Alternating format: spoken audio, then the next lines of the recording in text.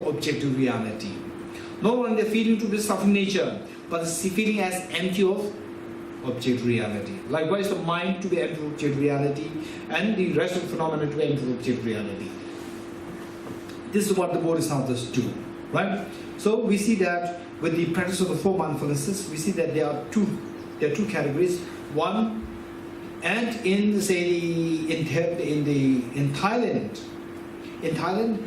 the first category of the meditation, four mindfulness, is done in a very strict way, very strict and very precise way. For example, the body to be unclean. Body to be unclean. So first, mindfulness of the body to be unclean. What they do is in the monasteries, some of you might have seen that. In the monasteries, they kept the corpse, the dead body, right? Dead body after, say, 1 week, after 1 month, or say 10 days, after 15 days, after 20 days, like this, right? You can actually literally see them through the peephole, through the windows. You can see them, and then you meditate on what you've seen. So, how our body, what's the true nature of body, which we see as so pure, but whether or not it is pure, whether it's not clean, you just after death, or 1 week after death, 10 days after death, 15 days after death, then you see the stages of the decaying, stages of degeneration of the body, right? So from there you see that, and then automatically what happens, that all our investment of the energy, resources, the wealth, time on the body of yourself and of others, it simply reduces. And you see that your mind, in fact, our agitation, irritation, so forth, mostly they are hovering around the body, either body of yourself or body of others, right? Okay, so that will reduce all these things, and then we become more realistic. And then number two, with the feelings. When you see that the feelings as the nature of the suffering, or how all these three feelings are the nature of suffering, then it makes our mind our life so meaningful. Because as I said earlier, almost like 99% of all our actions are driven by the feelings. And you see the feelings as objectively real, unpleasant feelings objectively unpleasant, and the pleasant feelings objectively pleasant feelings, right? Then what happens? We are driven with the attachment and aversion. Then all these actions are give rise to. So they become very unrealistic actions. Okay. So whereas if you see that the feelings to be unpleasant nature, whether pleasant or whatever, then automatically it reduces. And then more precisely, if you see the feelings as empty of objective reality, empty of object, they are all just like a dream, then almost like what all actions that we do become so meaningful. So meaningful, right? And then we can proceed through Gate, Paragate, Parasamgate, Bodhisattva possible. Okay. And then the next is the mind. Mind not only is impermanent, but also empty of objective reality. Then we see that mind is nothing. Mind is one which is like the creator, which is like the creator of the whole universe. The whole universe comes into being as a manifestation of one's own mind. For example, you dream. Say, for example, you're dreaming now.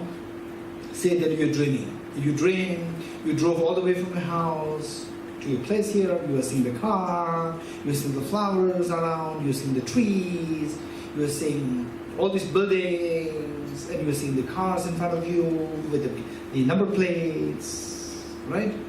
Okay, all these details you see, and then you wake up. You wake up, what happens to all these details that you saw in the dream? They will dissolve. You're getting it? They will dissolve. So likewise, when you see that, okay, let's see them. So all these details, when you wake up, they dissolve. And how come that these details, they come into being? Who created these details in a dream? Your mind creates. You're getting it? So mind is like the creator of the whole universe.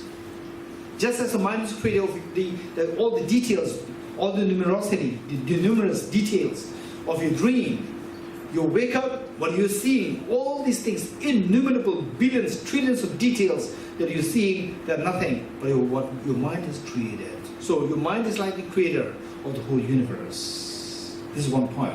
Then this mind, even this mind which is the creator of the whole universe, even this mind is like a dream.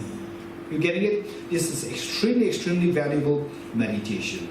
So that will free us from the imprisonment of our mind, right? And then finally, the rest of the phenomena. There's nothing really there as objectively real. So that is the mindfulness of the phenomena to be empty of objective existence. Okay, so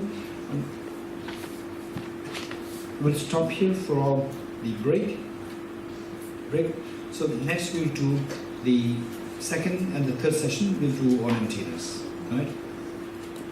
Just to remind you to speak about what is reality and why we call the atom, the perception of atom, like the ultimate.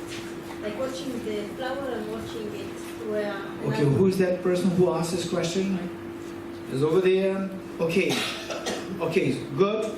So what is reality? This we're going to discuss the next session 2 and 3, and how seeing the atom is the ultimate analysis. This is what we do not say this, right? Related to that. It is related to that.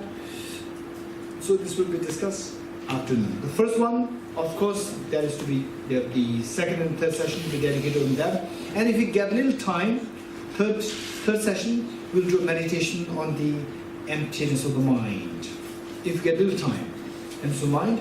And if you can do that, if you can do this seriously, then mind encompasses all your pains, anxiety, stress, tension, depression, so forth.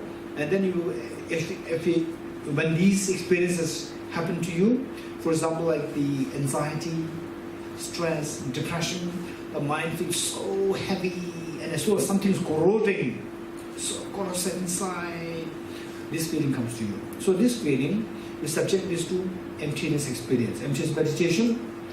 This feeling will instantly, if you get it correctly, emptiness correctly, this feeling, the heaviness will instantly disappear.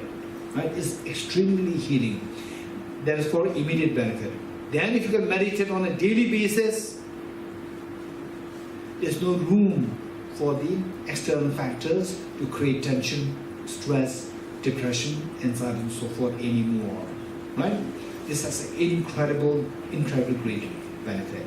Okay, if we get a little time, we'll do this, the third session. Okay? Yeah.